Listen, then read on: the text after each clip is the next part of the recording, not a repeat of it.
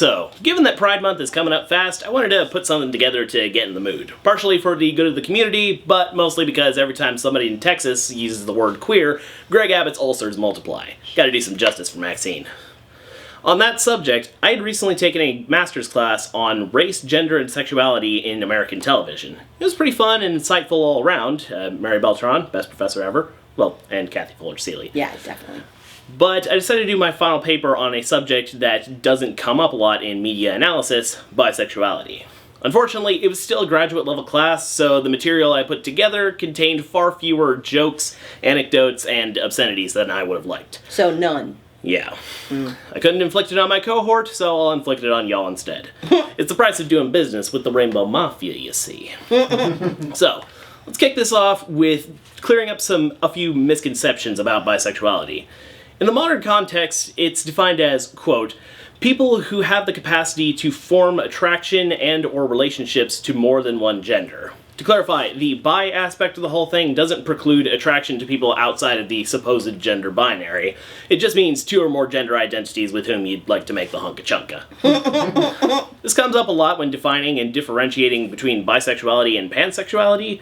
In that case, a common definition is that bi refers to attraction to more than one gender in different ways between each gender, while pan refers to attraction regardless of gender presentation or identity.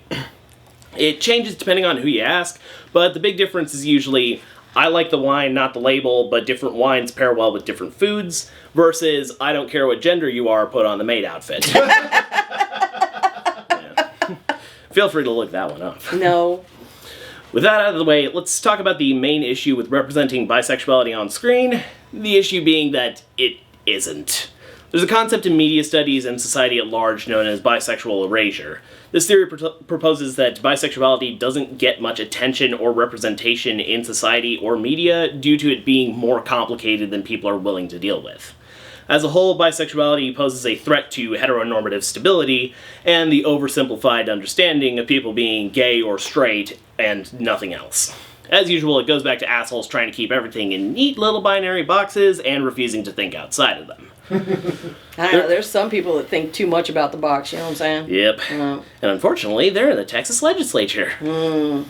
So, there are three main forms of bisexual erasure, each functioning to remove a more complex understanding of sexuality in order to keep everyone in a binary choice of normal and marketable. First off, you have class erasure, which refers to assuming that a bi individual is either straight and looking for attention, or gay but in denial. This comes together in a long-standing meme of too gay for the straights and too straight for the gays. Secondly, you have individual erasure, usually presented as assuming someone is just going through a phase. And finally, you have delegitimation, the stigmatization and assignment of stereotypes or assumptions to bisexuality. At this point, the concept can no longer be ignored, so people associate it with a negative stigma to write it off as improper or unnecessary in larger discussions. In TV and movies, this usually pops up as the horn dog bisexual, the confused disaster bisexual, or the marketable tertiary character. When it can't be ignored, studios find a way to profit off it instead. So, it's true that bisexuality gets overlooked, written off, or stigmatized in media. However, it doesn't necessarily have to be that way, as good bi characters aren't actually that uncommon. You got Luz Noceta from The Owl House, Alucard from Castlevania, Captain Jack Harkness from Doctor Who and Torchwood, and Klaus Hargreaves from Umbrella Academy. The first 3 seasons, though, not the crappy conclusion. That one was terrible. However, the one example I want to focus on is none other than Detective Rosa Diaz from Brooklyn Nine-Nine. Yeah, Rosa. Throughout the show, Detective Diaz is portrayed as an unflappable, stoic, and strong female badass, often choosing to show little emotion aside from frustration towards those who get in her way. Despite this, she keeps consistent and engaging relationships with the rest of the detectives of the 9-9, being good friends with Jake Peralta from their days at the police academy, serving as a pseudo-mentor for Amy Santiago in times of hardship, being the target of an unrequited crush from Charles Boyle, and, most notably, sustaining a friendship and a confidant nature with Captain Holt. This dynamic seemed like a natural occurrence, as their similarly unemotional and matter-of-fact approaches to activities at the precinct made for compelling dialogue and interactions between the two. Ultimately, Rosa is a well-established character within the narrative and dynamics of the show. Keep this in mind for later.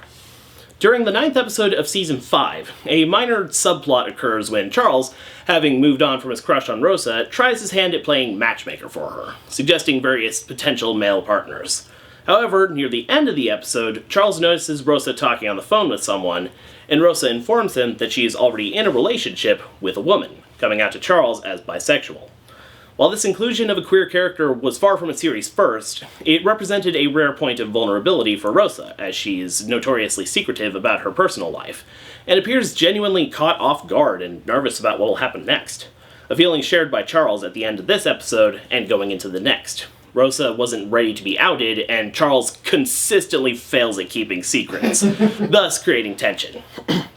However, in contrast to the looming narrative risk of other coming-out stories in media, the next episode addresses the topic at the very beginning of the main plot, after the cold open, a brief scene or sketch used before the opening credits, typically surrounding Jake's antics. After the title sequence concludes, we cut to the end of a briefing from Captain Holt before the squad is dismissed for their duties. Holt opens the floor to any issues that must be addressed, and Rosa stands up to address the room with an uncharacteristically nervous expression. She admits that she is generally a pretty private person, but here we go, before coming out to the squad as bisexual. Afterward, back to her usual stoic demeanor, she allows precisely, quote, 1 minute and 0 seconds for discussion, during which the team asks a series of respectful questions. Amy asks how long Rosa has known, which she obliges, referring to early crushes on two characters of different genders from Saved by the Bell.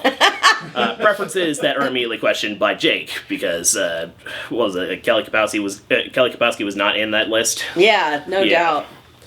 So, then Terry Jeffords asks what prompted Rosa to come out now, to which she references how Charles found out, and her confidence that he would not be able to keep the secret for much longer, accompanied by a cutaway to Charles floundering on the subject.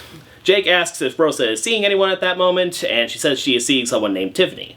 Jake rightfully figures out that it is a fake name, so the squad cannot look her up, and Rosa confirms, reaffirming her hidden, mysterious lifestyle.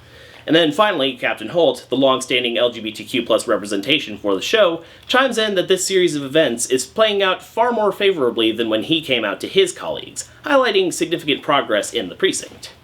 This scene works well for one style of the coming-out narrative, centered around positive affirmation of identity from a group of trusted peers and friends. Despite her apprehension beforehand, Rosa opens herself up to the squad in a way that still fits with the reclusive and armored nature of her character, which the audience has seen thus far in the series.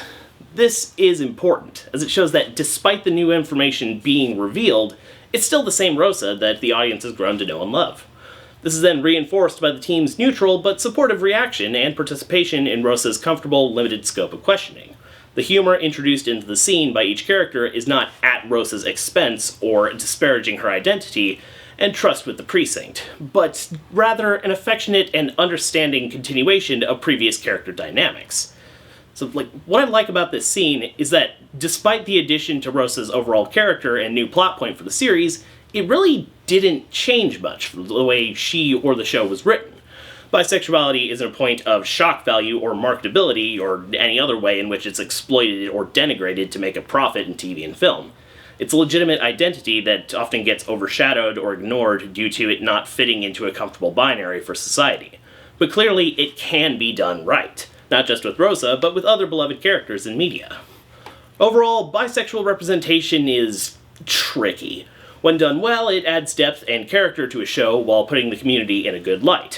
When done poorly, it's nothing more than a cheap cash grab or checking off a box for diversity.